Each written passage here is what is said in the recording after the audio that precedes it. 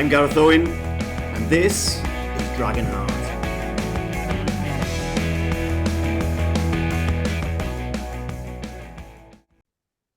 Hi and welcome to Dragonheart. I'm Mark Griffiths. That guy over there is Neil Williams, and we'll be having a chat about the week's matches. We'll have a chat as well about a touching tale of friendship across the water. And I'm not talking about that bloke that I shout at on the other side of the Flash. That'll go down well with our international fans. I'm thinking, Flash? It's a pond near Wrexham. The best I can say. A lake. It's a lake. I think lake's generous, isn't it? Well, they'll understand what a lake is more than a pond, I would have thought. So yeah. Yeah. Fair enough. I may have a breakout of cat wars in a second because surprisingly, a new cat has appeared on my desk. Lottie doesn't normally join us up here, but she's decided to. But Laszlo has heard my podcast voice and he's just come in. Oh dear. So there could be aggravation in a second. How are you going, Neil? Yeah, I'm doing well, Mark. Thank you. Yeah, just as I said, busy lead up to Christmas, so just getting prepared for it at the moment. So yeah, plenty of orders coming through the door at the moment. Everybody wants everything like yesterday. Oh, fantastic. So I say fantastic. Obviously, people wanting stuff yesterday isn't that great, but work on your supply and demand workflow. That's all I can say. Yeah. I will. We always work on that, and we strive to, make sure the customer is satisfied at the end of the day. But make sure in future you're putting in the fine print. We cannot satisfy orders placed with a request to be delivered the day before. I think you need to do that. I think for your own satisfaction and calmness. Yeah, they stress you out terribly, I tell you. Oh, but especially when you have to try and turn the clock back 24 hours. Although it's not. It's a bit easier over here in Whitchurch than it is in Wrexham, because we're in the dark over here. So, yeah, exactly. Yeah, different time zones. Yeah, absolutely. But we've changed now, obviously, because of daylight saving.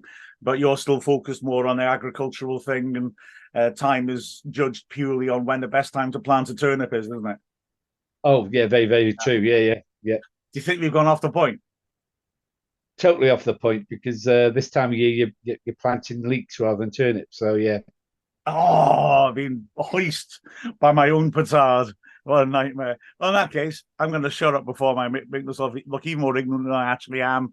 This is Dragonheart. I'm Luke Young, and this is Dragonheart.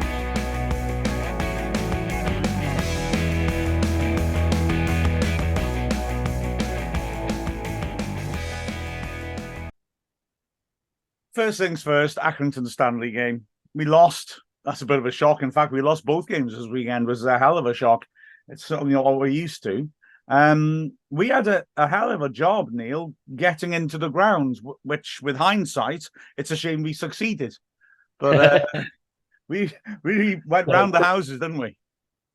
We certainly do. I mean, talking about informing your staff where to go, well, I think we went to 4 or 5 different locations trying to find the entry point to get in to do the radio commentary on Saturday. And nobody really knew where you had to go. Yeah, I got to be honest. I find it how common that is, that stewards at matches don't actually know anything about their grounds, procedures, or anything like that. Okay, maybe they bring people in, hire them from agencies, do they, or something? But I certainly get the feeling at the racecourse, you see lots of familiar faces and they're able to help you out, I'm sure. But yeah, so we went to a number of stewards who just kept sending us round in circles, didn't we? It was great fun. We did, and we actually ended up at their ticket office in the end, wasn't it? Which was where you buy your tickets, and we were just giving our tickets through the window, and you actually just signed in, just as if you're going through the gates of the fan in the end. And then when we got into the end, actually, it wasn't terribly apparent where we should go then, was it? No, not at all. And I wish we'd gone and sat somewhere else, to be honest. Yeah, the car park would have been a better view of the match, I think. Yeah.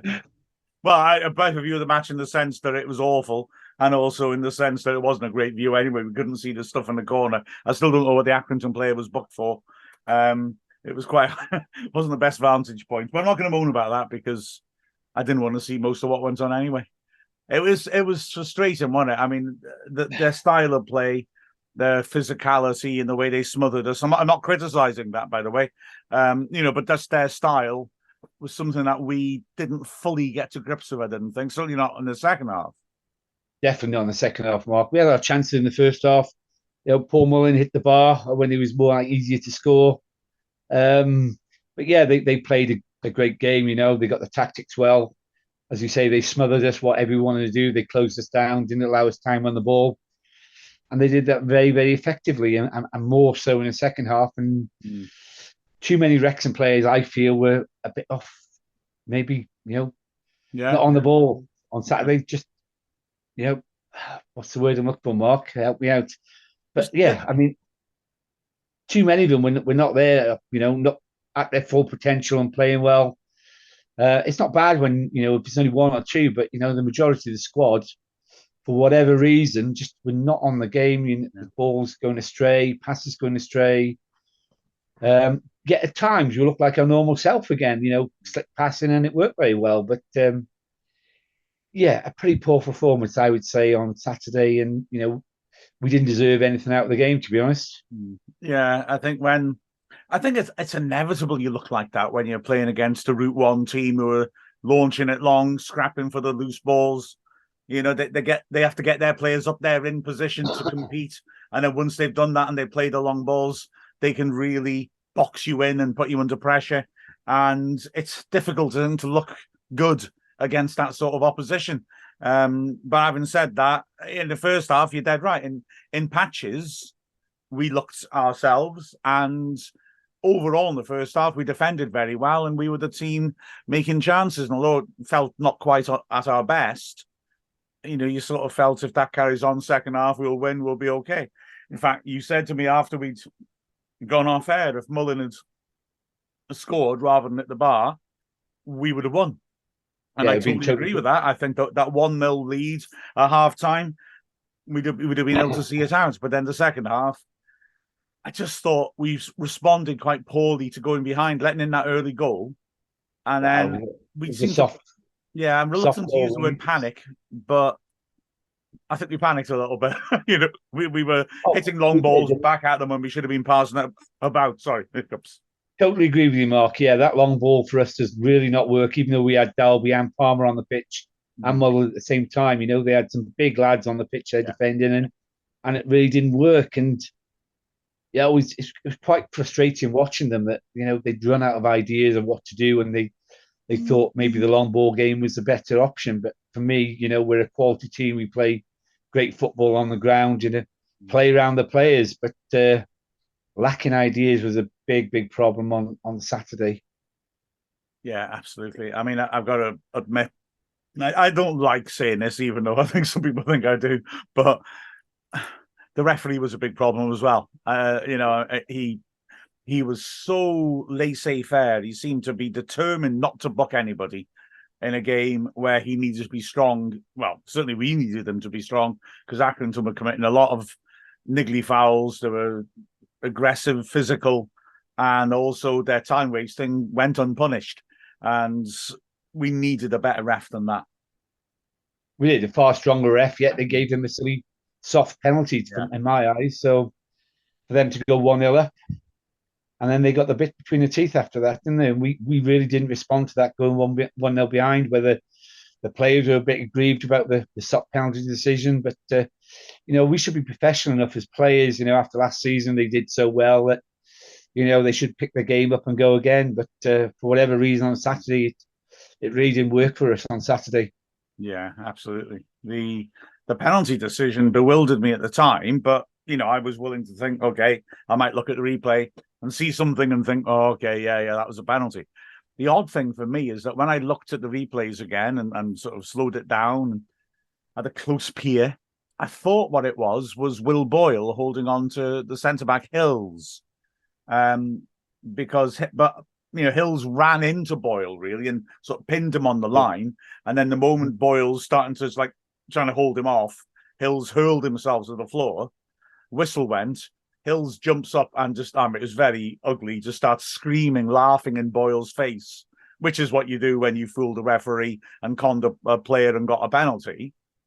But then afterwards, it turns out that it wasn't that at all, that it was a challenge beyond that, which was, that first one in my eyes isn't a penalty, The second one is a free kick to Wrexham, as far as I'm concerned. That Lowe is being marked by Davis.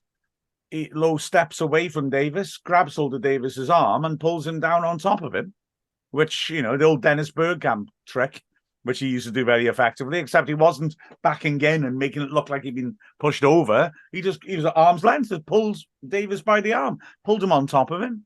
And they give a penalty. That was what was a penalty given for. It was a foul to us. Plus, it's got to be said, the ball was off the pitch when he fouled him. As Parkinson said at the end, looking back at it and freeze framing it, it isn't a penalty because the ball's not in play. So all in all, absolutely robbed by that. I really am happy with that. And not least the fact that then Lowe bounces up and just starts screaming in the Conquo's face like Hills did for no reason. I know I'm being a bit soft, but someone's in the away end, and he said that Hills was getting at Wrexham all through the second half, having to go at the fans and things like that. You know, they did leave a bitter taste in the mouth, Accrington. It's got to be said. I'm not saying it didn't deserve to win, but you know, I'd have liked seeing the ref stamping down more on them, and yellow cards are time wasting because there was a hell of a lot of time wasting. So it does leave you feeling very frustrated. Yeah, and if he's going to give a soft penalty like that, he needs to look at what happened when we were in their area and players went down from corners, etc., etc. So, you know, if you're going to give one, you've got to give it for both. And I thought that's where he was very weak. And I'll tell you what, Neil, as well as that, I mean, we did get a penalty, admittedly, but I mean, it was a red card for me. He just came out and he just clotheslined Tozer. He just launched himself at him, no aim of the ball, hit him across the jaw, the throat with his forearm. Yeah. It's a red card. He didn't even book him. So even then, it was a bit exasperating, wasn't it, if I'm honest with you? Yeah, overall day was very disappointed from when we arrived. Well, yeah, getting to the ground, arrived at the ground, or trying to get in the ground, and the game was just all disappointing. I'm sure you went there as well, full of optimism, and you know, Wrexham will do really well, and it all came crashing down our ears as we see the fans moaning, but you know, it's just a game of football, guys. We move on and we look forward to, you know, the next game, which is a Saturday home to Morecambe. You know, you can't let it get to you. It's you can't blame Parky. It was just one of those things. Yeah, you're right. And I mean, we've had two very long unbeaten runs this season. You know, I think we have to keep that in context. We're a promoted team that is still in the top four. Well, that's a good thing, you know. So we got to keep it in context. There is one particularly dark note, though, which is objects being thrown at Joe McCracken, the Accrington goalkeeper, and it's just so frustrating. I mean, why? Even bearing in mind what I said about Accrington being provocative, and they were, still there is no excuse for violence. And the other annoying part of it, of course, is that if our fans do that sort of thing, let's be honest, it's not fans who do it, and it's only one or two individuals, but they then cut down on our allocation in away games because opposing police forces will say we don't want them because they've got a hooligan element. We want a smaller number to control them. So, you know, we complain about not being able to get tickets, and I'll get that. Everyone wants to get a ticket to see Wrexham at the moment. But then people are taking actions that mean that people might not be able to get tickets in the future. For me, I just need to weed people like that out. They're not fans of Wrexham. They're not fans of football. They're not able to act in a sociable manner. We need to weed them out. And I'm glad the club have again come out and said, please, you know, tell us who they are, because that's exactly the right response. Yeah, name and shame them, because what they hope to achieve, you know, at the end of the day, that guy's a human being, their goalkeeper. Yeah, he may have said a few things, but you know, you've got to take that on the chin. You know, you don't throw anything at the players. You know, at the end of the day, Wrexham, the football club, are going to be penalised.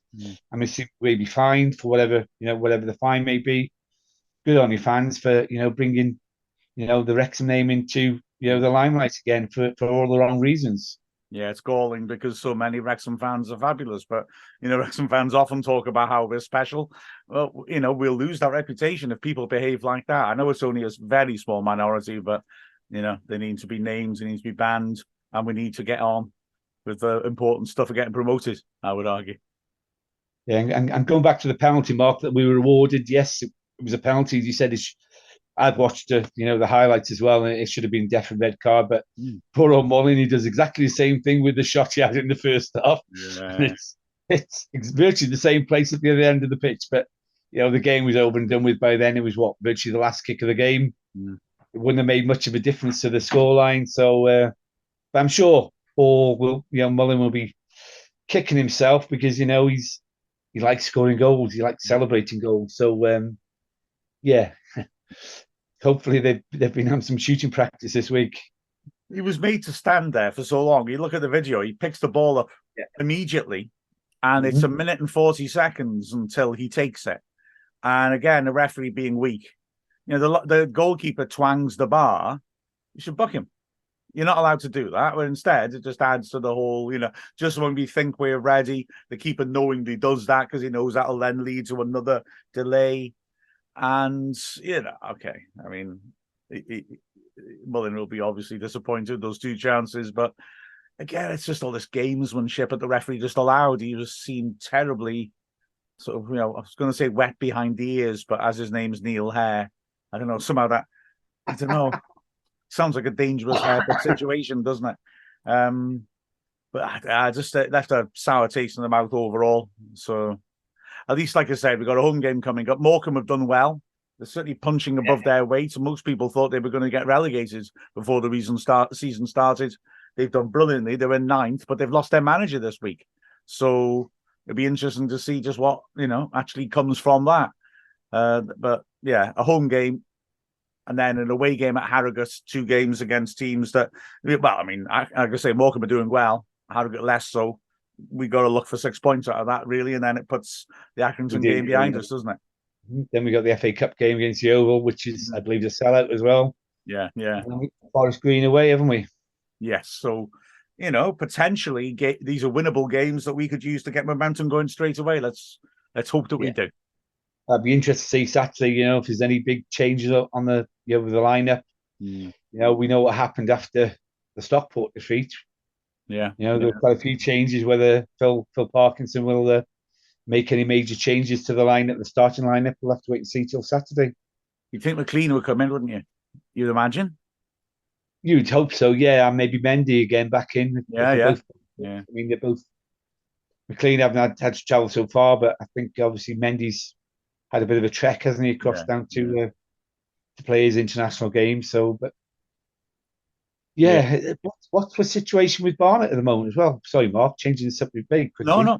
Well, when he and O'Connell both were injured in the same game, which was about 3 weeks ago, maybe, they seem to imply they'll both be out for about 8 weeks. So we're probably looking at January-ish, end of December, start of January for both of those. But then Tunnicliffe is back and available again. Palmer will, I'm sure, like to get a start. I mean, he was playing extremely well, and then Dalby was given a chance, and Dalby took it. But Palmer will be thinking, right, I want to get back in that starting 11 because I didn't do anything wrong to get dropped. It was just, strength of depth and tactical considerations that changed things around. So, yeah, I think there's a few players in contention who would fancy an opportunity, no question. Yeah, it'd be nice to see if he does mix it up a little bit for Saturday's game against Morecambe, or would he keep to the standard team that we normally put out on the first 11 on the pitch. So I feel like the way he spoke after the game, Neil, I don't think there'll be huge changes. I think he was quite keen to sort of say, as we said, don't overreact after one defeat. This unit has been doing really well for a few weeks now, and I think he's right. So I think there may be a little bit of tinkering, but I don't think there'll be a huge amount of change, personally. Totally. When you look at the results away at Notts County and at Mansfield, it's just a blip. It's a one game we've lost, and I don't understand, the fans going crazy over just losing one game. Yeah, we didn't play well, but that's football, guys. It happens. Yeah. And that is also classic football fan behaviour, isn't it? We overreact, therefore we are. I mean, let's be honest. That's what we do. Yeah. Majority of the people don't ask for Parky's head, but the number of fans have been saying, we should look at a new manager. I think, really? Shake your head, guys. Yeah. Oh, yeah, Mark, yeah. Yeah, I know. Yeah. Because we have lost 6 league games in the last year and a half. That's got to be sackable. Yeah. Blinking heck. I tell you what, if people aren't satisfied with where the club is now, they're probably never going to be that satisfied. No, I think that's the honest truth of the matter. It doesn't get any better than this, does it? Supporting a football team. not at all. I mean, when you come from where we've come, basically, 15 years ago to where we are now, I'm happy in the Football League. If we lose, we lose. Yes, I'm disappointed, but we just go again because I'm so happy that we're back in the Football League.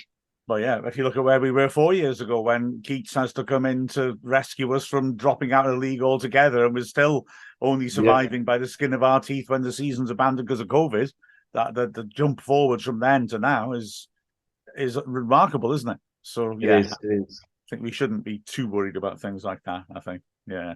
No. Well, after the break, we'll go on to the second half of our defeats of the weekend and chat about the Wrexham game at Swansea. I'm Steve Dale, and this is Dragonheart.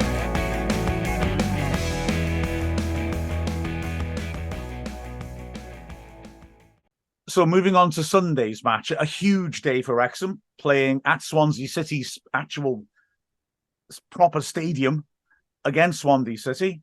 Swansea moved it across because of the magnitudes of the game. Oh, let's be honest, they moved it across because it's us. And we are, as you always say, Neil, we're always the biggest, hottest ticket in town. And they got a crowd of over 3,000, which is their best ever. It was a game which started really well because we went at Swansea. It felt like the game at Kevin earlier this season. Swansea looked really good on the ball, but we looked really dangerous in the Blake, despite having Rosie Hughes suspended. And we took the lead. And for the first half hour, Cara Jones scores after Amber Lightfoot's shot is saved. Lightfoot did ever so well to take advantage of a mistake at the back and get a shot in. Keeper pushed it away. Jones had an open goal. And although it was end-to-end, we had other chances to get two up. And also, frustratingly, and I'm going to moan about refs again with this game, the referee gave us a free kick on the halfway line when the ball had gone on to Jones, who was one-on-one with the keeper. So, keep your whistle in your mouth, mate. Don't blow it. And let's see if Jones gets the second goal. So that was deeply, deeply frustrating. But to be fair, Swansea really got the ball down and got control of the game. We ended up defending a lot, held on till half-time, conceded 2 in the second half, but the defensive efforts were magnificent. We found it difficult to pass out from the back and relieve the pressure, in all honesty. And I think, I think it illustrates, Neil, that Swansea, have been in this division 3 years longer since its inception. And, that gives you an advantage. And we are, despite our terrific success, still playing catch-up, I think, really, Neil, in all honesty. It's exactly what I was going to say, Mark. Swansea have been there for a number of years. And to be fair, Wrexham, this is the first season they've gone part-time professional now this season, so they are getting extra training and getting a salary, and also they're still finding their feet. Yes, they ran away with the league last year and did very, very well, but it's going to be a lot difficult. Just like for the men's team, it's going to be more difficult teams you're playing against and come up against, especially when they're playing in the likes of Swansea and Cardiff, the two biggest teams, I should say, in Wales. So both those matches will be tough games, whether it be home or away. And credit to the ladies as well. 2-1 away defeat in Swansea is it's not a bad result, really. Yes, it would have been a nice for a draw, but they'll grow and they'll build on that. They'll go away from that learning, where they are in their game and adapt to that. Really, they will. And as these big games come up again, they may give them a lot more chances to score goals and make a lot better game of it. Although you said the first half they were they could have gone 2-0 up. So they're doing very well. I guess it was a bit, like I said to you earlier, Mark, which I didn't see the game I planned to, but I guess the 30 minutes started off a bit like a cup match for Wrexham and just hit them with everything they could for the first 30 minutes, which is what we seem to see at Wrexham when clubs come to us for the men's team. So fair play to the ladies. It was a 5 o'clock kickoff as well, live on S4C. So big game for both teams to be shown live as well. So yeah, fair play to them just coming away with a 2-1 defeat. I'm sure, they're not happy with the defeat, but they weren't overrun and it wasn't a huge, deficit on the scoreline. Yeah, and I think you could see signs of progress in the game as well. For me, when we played Swansea and Cardiff at the Rock, on both occasions we looked quite tired as the game was drawing to a halt. But we do have a conditioning coach now. That sort of work takes time, doesn't it? You don't just do a couple of sessions with a strength and conditioning coach, and then all of a sudden, oh yeah, I can keep going for longer. It takes time, and I felt we didn't really tire in this game. It was more just we found it hard to pass our way out of our deep defensive position. So that was good, I thought, because I've felt that once we really are sort of physically feeling we can go 90 minutes with the really good teams, that we'll really start to cause some problems. And then the other good thing is that we defended magnificently. I mean, again, and I've said this so many times, but Louisa Doran at the back was absolutely absurdly good. I mean, she is so strong in the tackle, so dominant in the air, very aggressive in trying to attack the ball. We didn't have our captain, Karen Allen, either. So the usual centre-back partnership was disrupted, and Allen would have been great in that situation because she is very good at staying calm under pressure and bringing the ball out and finding a teammate. So she was a big miss. But having said that, again, Katie Sharp doesn't let you down. And Katie Sharp, again, was terrific alongside Doran. Slightly misjudged the ball for the winning goal. But, when you've defended like that for 90 minutes, there's going to be some little moments that don't quite go right for you. And it was unlucky she got penalised for it. And then, of course, the fullbacks. I mean, Phoebe Davis, normally on the right, has been playing on the left recently. Absolutely rock solid, as always. I mean, she is so reliable and strong.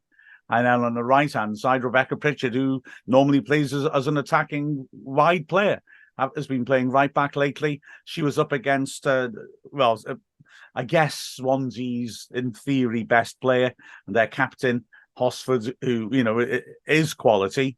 And although Hosford did beat her a couple of times, she didn't, I would say, have the better of her overall. She had more success when she tried to come inside and find space. Pritchard made some good tackles. And I just thought the defensive unit, and then Morgan made some cracking saves too. The defensive unit was fantastic. The problem was that TJ Dickens and Lee Jones, who of course are terrific, had to drop deep to help out that defensive effort, and it just got harder and harder to get the ball forwards, and that's just how football goes, isn't it?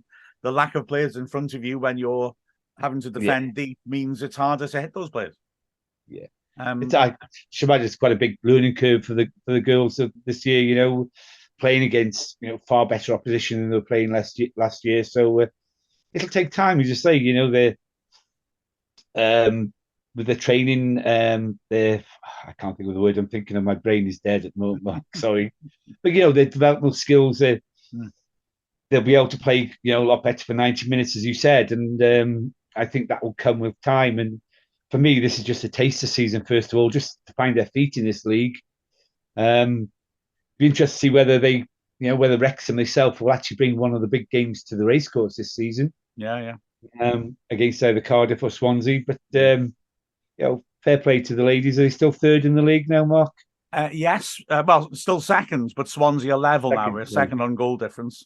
Okay. I've got to say, looking at the game so far, now we played everyone once and Swansea twice.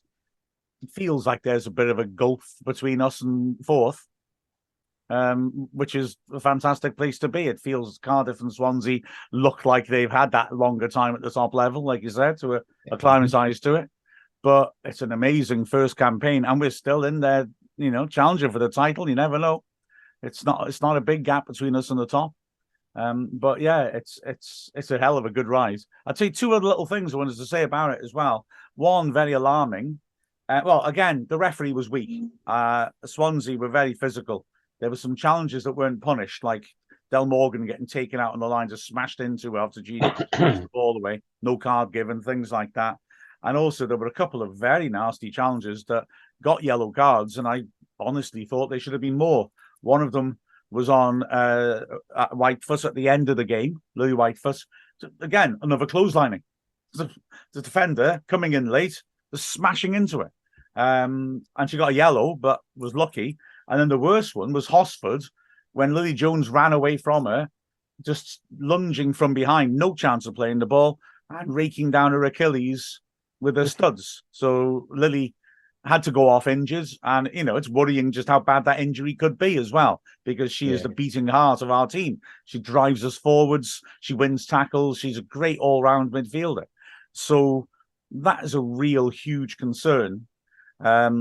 And then the positive thing to say is that obviously we didn't have Rosie Hughes. We missed Rosie Hughes because she's predatory on the breakaway. But hats off for the player who replaced her, Ava Suckley, who's a very different type of striker. But playing through the middle, she held the ball up really well. She battled with the two Swansea centre-backs who, for me, didn't look that clever against her. I thought she was a real handful.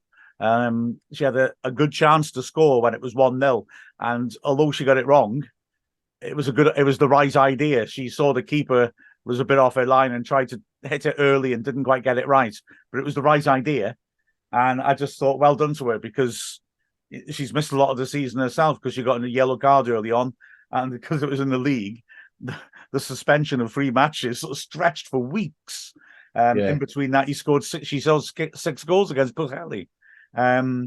But it was good to see her on a big stage like that, just showing that we're not just Rosie Hughes up front. And again, like you say, it's a growth game. A lot of our players were teenagers. We're a very young team, and that was just a brilliant step forwards, even in defeat, I would argue. And I'm assuming they're home again this weekend, Mark, are they? No, no, because thank you. Just reminded me of the other thing I wanted to say.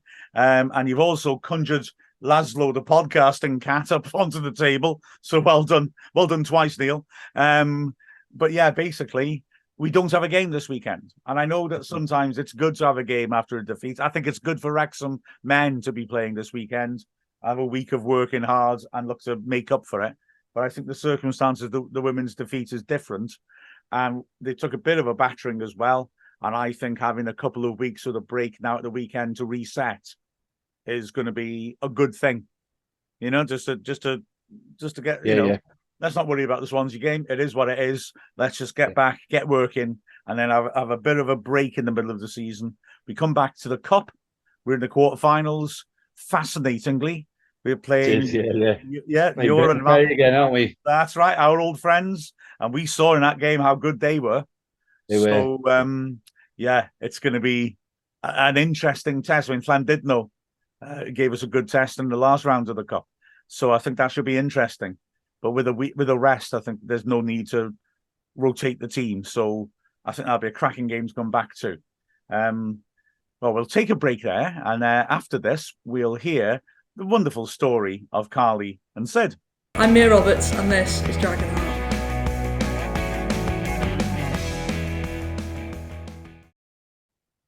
After the disappointment of 2 losses, there's a lovely story as well, amongst the multitude of lovely stories going on at the moment around Wrexham Football Club.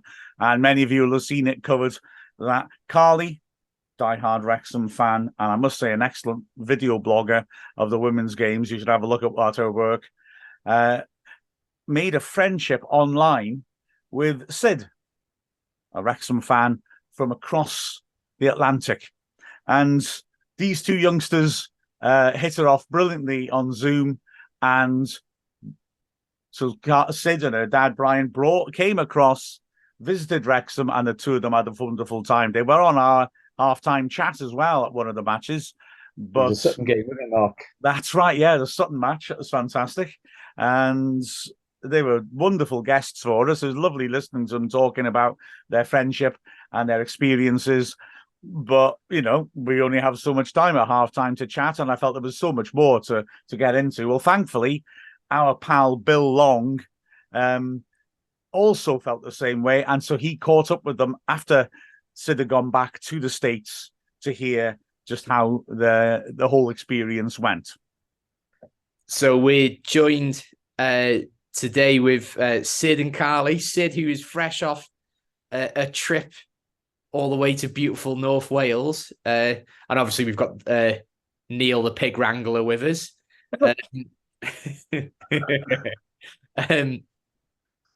First of all, Sid, how was that flight home? It was shorter than the flight here. Were you excited to get home, or was it a bit of like a? Did you have a bit of a Wrexham hangover? Yeah, that because I don't know. I just felt like I didn't want to leave, but at the same time I wanted to. I never wanted to leave. I just wanted to like sleep in my own bed, you know? Yeah, yeah. Everyone always wants to be in their own bed, don't they? So let's like get it from the beginning. You flew over. Was it a Monday you arrived?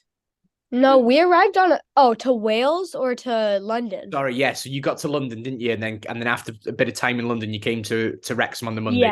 Yeah, we came on a Monday. And Carly, you took them for a little tour around Conway Castle, didn't you? Yeah, we took them around the castle, and we also saw the Britain's smallest house. Yeah, the lady was weird. I didn't like her. Bad vibes. She's going to be gutted. I'm sure she's a regular listening to Dragon. I'm joking. She probably doesn't even like football. Probably. So that's what. Have you ever seen a castle before? No. What was that like? Because Neil, we kind of take it for granted, don't we, in Wales, how many castles there are? But we've actually got more castles per square mile than any other country in the world. So, the closest I've had to a castle is probably the Empire State Building. That's not even a castle. Exactly. What a great comparison. It's like a modern castle, isn't it? Really. It was great. Yeah, I mean, it's a very different sort of big building to New York, isn't it? But yeah, impressive in different ways. Had you ever been to Conway Castle before, Carly? No, I haven't been to that castle before. I've been to Warwick Castle before, though. What's that? I've never been to Warwick Castle. What's that like? Is it nice there? Yeah, it's really good. They've got lots of things to do, like jousting and They do. There's activities on all day there, isn't it, Carly? yeah. That you're listening to Dragonheart, sponsored by Warwick Castle. Yeah, no, it's great. It's something that yeah, like I said, we take it for granted here. So you did the castle, and then what was next on the itinerary? We went to Zip World. I've never done Zip World. I remember you did tell me when you came to the Bank Street Coffee, where we had a coffee, didn't we, the next day? But what was that like? Was it the cave one that you did, or No, we did the outdoor one. Are you able to actually pronounce the place where it was actually held at? No. Carly? No, I don't think that. Go on, Neil. You'll have to pronounce it now. Lena Festiniog. Oh gosh, I don't want to like try. So then you do Zip World, and then you finally make your way into Wrexham. What was it like seeing the race course for the first time? Oh, that was just amazing. It was just so great to just walk through the tunnel and to see like everything. It's actually my phone background right now. Oh, that's cool. You both got a little bit of a private tour, didn't you? Yeah. As far as I saw, yeah. Yeah, that was great. We got to see inside the changing rooms a bit as well, although they did smell. Who did the tour with you? Geraint. Oh, what a lovely guy to give you a tour around the ground. It was really good. I don't know if you two know, but that Geraint's been an employee of Wrexham for a very long time, hasn't he, Neil? Yeah, Doc. Yeah. Since I remember, Geraint's always been at the club. He's the only employee there that can think that's actually been there for such a long time, to be honest. Oh. But That's cool. he's not one for the fame and the spotlight, is he? I think he just sort of gets on, one of the unsung heroes of the club that just kind of gets on with his job and doesn't really bother anybody. So like, yeah. And you had one heck of a game to watch as well, didn't you? Yeah, I thought they were gonna crush them. Honestly. So you both told me we met up for a coffee, didn't we, briefly? And you both told me beforehand that, what was it? Did you predict 4 or 5-0, Sid? I did 4-2. I think. Oh, that was it. Yeah. I think I did 5-0. 5. And it turned out to be a lot tougher than that, didn't it? How was your match day experience? This is so great. Like, it there was sitting next to Christian was really fun also. He sits next to us. He was really fun, and the whole game was like just an experience. Like, Was the atmosphere what you expected it to be like? yeah, it was better though. Oh, that's good. And you got a heck of a view, didn't you, of the goal? Yeah. We sit 3 rows from the front, so you could see quite well. Yeah. Well, Sid, your dad sent me a photo actually of your view, and that was yeah. Like it's absolutely perfect sort of view for that particular goal. And for Elliot Lee to score in such a look, it's always nice, Neil, isn't it, when you win 4 or 5-0? But those games where you score a last minute winner, there's just something a bit more special about that, isn't there? Like it's every other game. Yeah, that is true. Yeah. I was just going to say that's all part of being a Wrexham fan at the moment. It's coming from behind and winning that last minute winner is all part of being a Wrexham fan, which is emotionally it's not very good at the beginning, but yeah, at the end it's absolutely fantastic. It's very stressful. Yeah. It's stressful. Neil's actually only 21. He's just aged that much because he's been watching Wrexham for and being stressed for a long time. So you did predict, Sid, that Paul Mullin was going to score, and he did go and score the first goal. Were you happy to hear the Paul Mullin chant like you were hoping? Yeah. Definitely. Did you join in? Yeah. Definitely. Brilliant. And then what was the experience like for you two? So obviously you've been talking online a lot. What was it like to finally actually get to meet each other? It was amazing. It was great to have Sid over because it's her first time being at Wrexham. It was great to show her like the stadium, the match day, where we sit. It was, yeah. You've become a big Wrexham fan now, Carly, haven't you? You follow the women's team as well, which is fantastic. Yeah, I watched the women's team, the under-19s, and the men's team. Wow, all that travelling from Shropshire you do as well. Yeah, it's impressive. I mean, I don't know how you fit all the timing because you do all your sports as well, don't you, outside of school, and you play for what age group is it you play for, Carly? I play for under-12s Wrexham. Yeah. So that's one more like sort of question I've got for you. Did you manage to have a kickabout with each other at any point? No, actually. We didn't have time. It was so busy. We were just full on doing things. We didn't actually kick a ball at all. Yeah, not at all. Well, I suppose you've got something to look forward to next time you come, Sid. December. Time. No. December as well. Wish. Is that a wishful thinking for a Christmas present or something? Is it? Yeah. I'm sorry, I won't say anymore. I don't want to get in trouble with your dad. Yeah. We both had the opportunity at half time, didn't you, to come and have a chat with Mark on the comms team and do a little bit of a talk about your visit while you were over here, both of you. Yeah, yeah, it was really good. It was great saying how it all works and getting the mic and doing the headphones, and it was really nice chatting to Mark. It felt so natural, like you were talking to like someone you've met before, almost. Oh, that's really sweet to say. Yeah, it's obviously you hear Mark's voice at every game, so yeah, it's like he has the greatest personality, and you could just like he seems so friendly, and you could just be his friend the minute you met him. In real life, he's not, Sid. He's really not. No, not at all.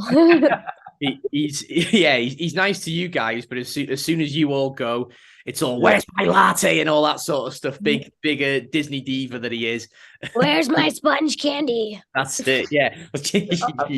And last night he complained about I didn't carry the suitcase up. He's looking for a bit of a waiter to carry all his gear around. No, Mark's amazing, and Great guy. I'm glad he put you at ease. So is that something that either of you would be interested in when you grow up, doing a bit of match day commentary? That'd be cool. Yeah, well, I do my vlogs, so I'd probably vlogs, continue with that and maybe do like commentary on the women's team when I'm older. Well, you'll have to go along with Mark Carly and do the commentary with him when he goes to the women's games at home. Yeah, he has asked me. I was round the other side last time. I'm sure you'd be more than welcome on any time that you're there, as long as you give him a bit of a nudge, because he can be forgetful sometimes, Mark. Yeah, I'm going to do it at the next away one, I think. Brilliant. So the women's match. Yeah. Oh, hey, get on the men's game as well. I'm sure we could do with someone to replace him. He's getting old now, Mark. We need the next generation to come. I think his eyesight's failing as well, because last night he kept mixing up McLean all the time. Yeah, he did, didn't he? He actually lost one of his contact lenses last night, so he was struggling a little bit with eyesight. Oh, fair enough. Yeah. So, how do you think we're going to do for the rest of the season, girls? Like we've got the men's team are doing really well, the women's team are doing really well. Carly, where do you see the men's and the women finishing this season? I think the women's team, I think is going to be tough. Well, I think we'll definitely be in the top 4, but it's going to be really hard because you've got some big clubs like Cardiff and Swansea. And for the men's team, I don't know, it's been quite hard so far, but I think we can get promoted, hopefully. Yeah. So what about you, Sid? What do you think? I agree with Carly on the men's team. I'm pretty sure we could get promoted. Like, I think we're gonna. Yeah, I'm very hopeful that we're gonna get promoted for up another league. And we just got the ability to start watching the women's matches, so we're gonna start that next game. Yeah, great stuff. I mean, it's so good, isn't it, for the women's game, for those those matches to finally be on stream.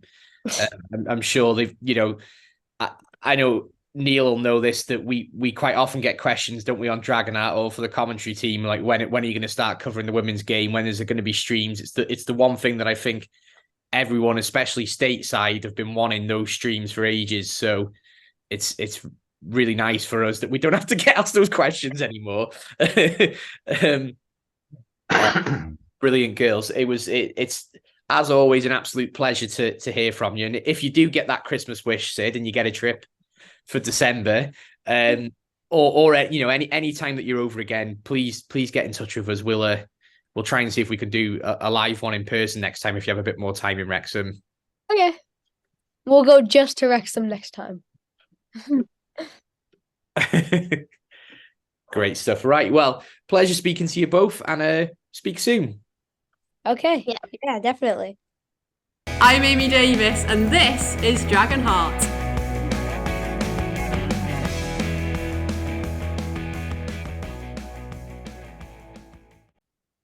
Fantastic to hear them again. And I mean, Neil, there's so many lovely things like this. That's the lovely thing about this takeover, in expanding our fan base so radically. So many good people getting in touch, so many nice friendships that are being forged, including for ourselves. Yeah, very true. Yeah, saying that today, we had sugar. I can't remember the name is there, but she came over and visited me and came and saw the pigs. Sarah Jane. Pardon? Sarah Jane. That's it, Sarah Jane. I lent her my book, which I lent you, Mark, which was cool. Match Day. And this package arrived at work today, and I thought, I'd ordered some cards. Well, they've arrived early, and I opened it, and it was a lovely card from Sarah Jane saying, thank you for letting me have the book. They're doing really well out there in America, and they're planning to come over next year. And she's going to bring a partner over who's not been outside of America before. So he's looking forward to his first visit to Wrexham, and to come and see the pigs as well. Oh, But wow. yeah, there's a lot of these friendships have started up, since we've been broadcasting to America. We know how many people interact with us during the match days on commentary, and well, not just America, but from Canada, all around the world. And it's so beautiful. Beautiful is the word to see. Yeah. That all these fans have fallen in love with the club that we've loved for many, many years. And it's very heartwarming. And lots of friendships have made. We've had lots of people come and visit us on the commentary bench. And it's so nice to meet these people. And they're all genuine people, and they're all genuinely interested and falling in love with Wrexham Football Club. Exactly. I hope that what I'm about to say comes across right.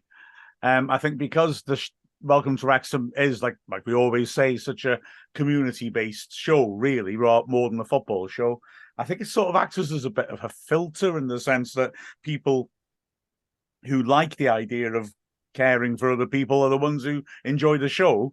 And so as a result, you just straight away meet people and feel like they're your friends already. And, we look at Ran and Anna, and we look at Sherry, and we look at the guys down under and the Two Beards podcast, and I've missed so many other people out straight away and feel I shouldn't have started naming names. There's the Ask Wrexham community in itself, and it's just wonderful, and it's terribly uplifting. I feel it enhances your life when you suddenly find that there's all these good-minded people out there. Where Jay Bailey was made a huge amount of money for charity. It's fabulous. It's fabulous. Oh, so nice, and I was looking. We've got this Hope House Hospital thing this week, and we've got Strictly tomorrow night. And Ollie Palmer was involved in part of the auction they had at the weekend, which they're hoping to get 500,000, and a lot of people have donated from all over. Wow. And it went up to 661,000 they raised over the weekend. Wow. I mean, from the auction that we had, there was an Ollie Palmer and Paul Mullin framed shirt together, only signed by them individually, made £2,800 mark. Wow. Which is unbelievable. That is incredible, isn't it? Football shirts. And, there are people bidding from all over the world on these things. And it's so nice to see that there's people from all over the world interested in Wrexham Football Club. And it's in their hearts now, like it's in ours. We can never fall out of love with the football club. Yes, they lose the odd game, but you never fall out with them. Yeah, exactly.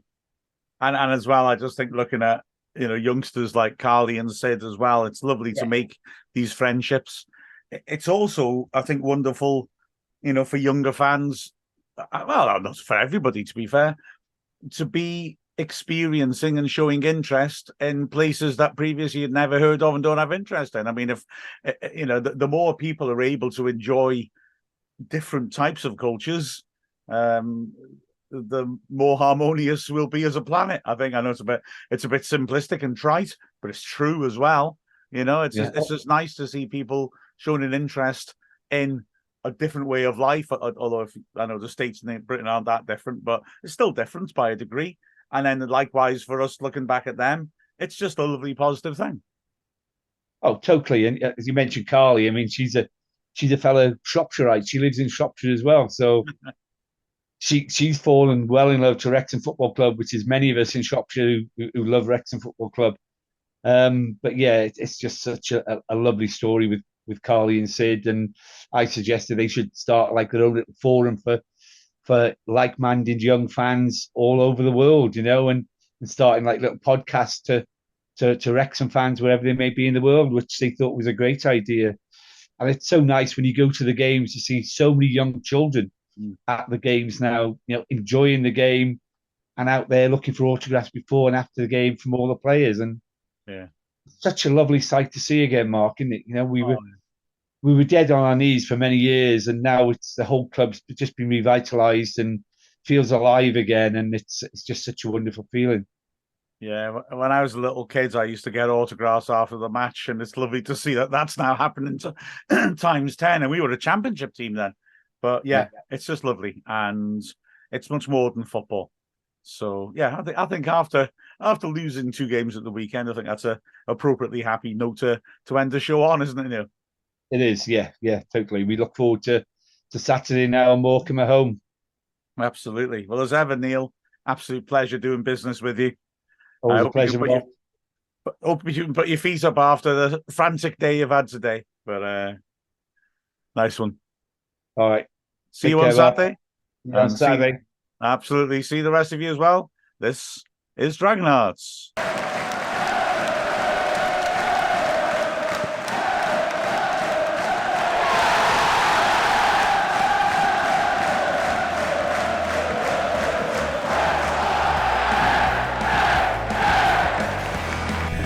I'm Neil Roberts, and this is Dragonheart.